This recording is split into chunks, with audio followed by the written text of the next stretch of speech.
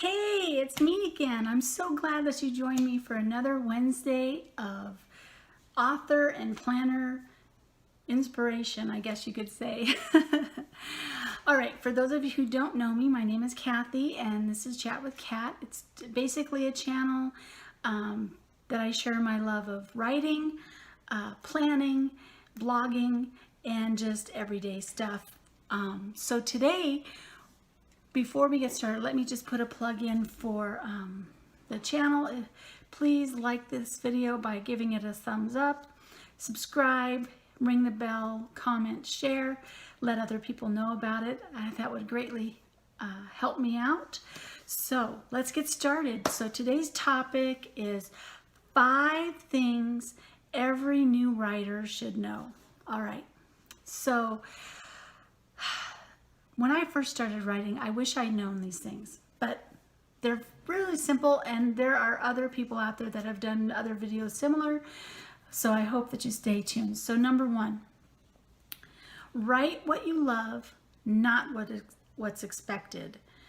Okay, so basically that means there are a lot of opinions out there that you should follow what the mainstream belief is, or follow the trends. Like if the trend is young adult fantasy, then you should write young adult fantasy. If the trend is romance, then you should write romance. I'm not a believer in that. I think that, let's face it, there are a lot of books out there, millions of books getting published every day, thousands of books. So writing is a tough job. It's a tough thing to get into. It's rewarding, but it can be tough. And so why make it tougher by writing something that you don't love? If you don't love romance, don't write romance just because everybody else is doing it. If you don't love fantasy, don't write fantasy if everyone else is doing it. Write the things that are on your heart. Write what you love. Because if you write what you love, that love is going to bleed through into the paper, and it's going to turn your novel into something special. And there will be people out there who will love it. You know, you may not become a millionaire when you write, but that's okay. What are you writing for? So yeah, I have to say, write what you love, not what everybody expects you to write. The second thing is, I have a cheat sheet, so I remember. Don't let the haters get the best of you. Now that seems pretty, I would say that seems pretty obvious, but people critiquing your work can be very disheartening. I haven't faced that a lot, but I have had on occasion someone say something against what I've said, what I write, and I've learned to let that wash off my back like water off a duck's back. They may not like it, but who cares? Because reading is subjective. So what I like may not be something you like. What you like may not be something your mom likes. What they like, no one else likes. And so letting the haters get to you is kind of a bummer, because it undermines your confidence, your joy in what you're doing. Yeah, so don't let the haters get to you. The haters are going to hate. So let them hate and ignore them. And that means don't respond to comments. If there's comments underneath your posts, reviews that are bad reviews, don't comment on them. Don't give them the time of day. Just let it roll off your back and go on your way, knowing that you are doing what you love to do, and that the only thing that matters is that you like what you're doing. All right, So the third thing is, don't get lost in advice. This is a tricky one. Okay, so I'm going to give you a personal story. When I was writing Never Forfeited, I hit a low point. I was like kind of drained emotionally, spiritually, physically, mentally, just drained. And so I started searching for YouTube videos because I thought, well, maybe I can get some pep talks or whatever. And so I found all these people on YouTube that had tons of advice on how to write, how to edit, what to do, this and that. And so I started listening to them. And so I really struggled with writing Never Forfeited because I started implementing everybody's advice into what I was writing. And that messed me up. It caused me to doubt myself. I started thinking, well, the way I'm writing isn't the way so-and-so said to write, so I'm doing it wrong. And so then I would go back and rewrite it. And so it took me a while to figure out, until one day I figured it out and I said, you know what? I'm done. I'm not watching any more YouTube videos for a while. I'm going to take a break. I'm going to go back to my original manuscript, and I'm going to start over and redo it. And when I did that, when I stopped putting everybody's advice into what I do, my writing smoothed out, the words began to flow, the novel came together, and I finally got it done. And so that's not to say that all advice is bad. Most advice is good, but you have to be aware that most of the people out there who are giving writing advice are not professionals.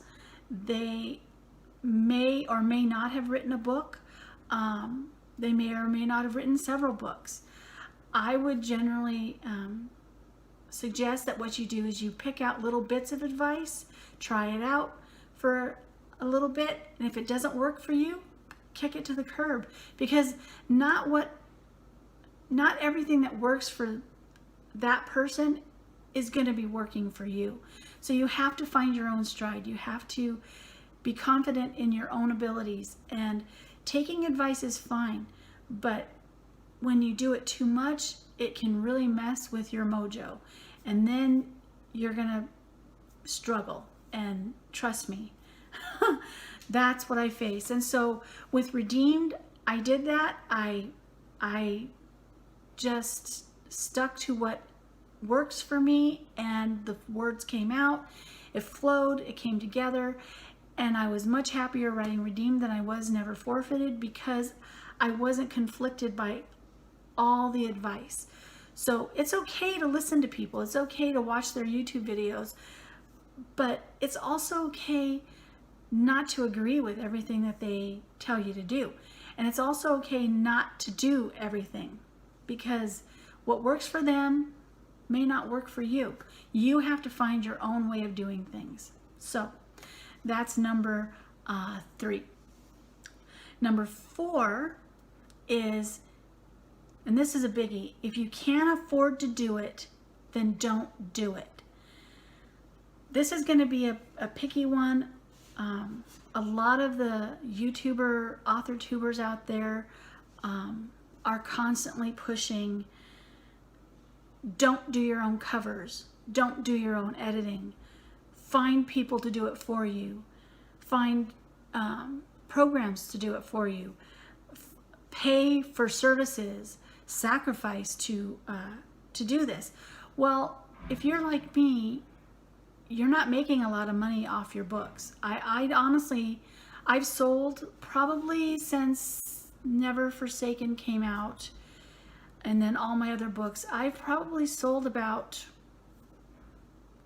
I don't know, 4 or 5, well, 300 or 400. And so that's not a lot of books over a 10, 20-year period. But that's okay.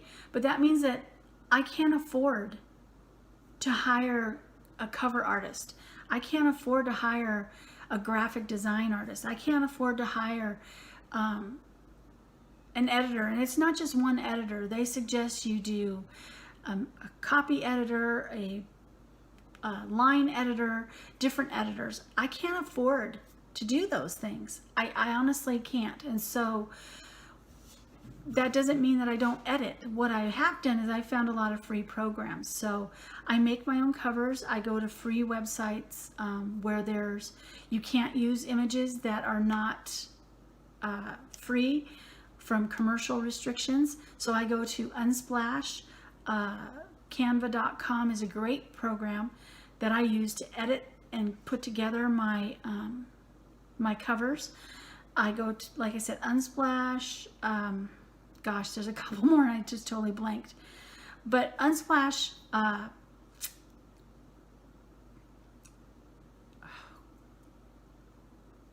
Free Pick is another one that has, you can use the images there for free, but you have to give credit, which is fine. You can just put that in your copyright section. You know, graphics by so-and-so on Free Pick. So yeah, there are Pexels. That's the one I was thinking of, Pexels. There are other ones. There are programs out there and sites that you can do things for free. Editing, you can do Grammarly. Grammarly is awesome. I use the free version, although I just paid for the full year version.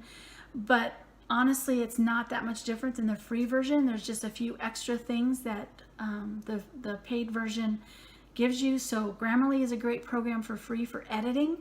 I know that there are others out there that people use, but that's the one I use mainly. I also use, when I get the book, before I publish the book, I send for a proof copy so that I can actually go through and read it. I will often have a friend, if I can find someone, to go through it and read it and see if they can catch anything. There are a lot of free options out there. You do not have to pay for things. And I know, and the big thing is the cover. A lot of these people are pushing paying for graphic design, but your covers can be expensive. So like for Redeemed, this book right here, all I did was I went on Unsplash and I searched and I found this, and I can't pronounce the guy's name. His Andradov, I can't pronounce his name, but I found his photo and I didn't even have to really edit it. I added the little bird. I found a graphic of a free little bird. And then I used Canva to design the words. I added the bird. I think I got that off of Canva, and my name and stuff. And so this cover is amazing to me. I love it. And if you stack it up next to a professional paid for graphic cover, book cover, there's really very little difference. So you can do your own covers. You just have to be willing to learn. For me, that's a big one because I can't afford it. And I know a lot of people can't. So yeah, if you can't afford it, don't do it. Do it yourself. And the last one, number 5, is remember, you are your book's greatest champion. When I first started writing, I thought that everyone was going to be so thrilled that they were going to just be passing my name through the universe of books. And then I woke up one day and realized that no one cares, because there are a lot of books being published. And so yeah, I had to step down off my high tower and realize that if I want my book to get read, I'm the one that has to get it out there. I'm the one that has to keep pushing it on social media, ads if I can, word of mouth, reminders of things. And so you are your book's greatest champion. Don't let anybody else take control of it, and know that you are the difference between a book being read and a book not being read. And yeah, so those are my 5 things that I think every new author should know. I hope you found those useful. Again, like, ring the bell, subscribe, share, comment. Pick up your copy of Redeemed if you haven't done so already. The links are in the description. I'm sorry I'm a little rambly today. I'm getting ready to unpack and do everything that I need to. And then also, I think that's it. Just have fun, write what you love, and be your champion. So yeah, I will talk to you next week. Bye.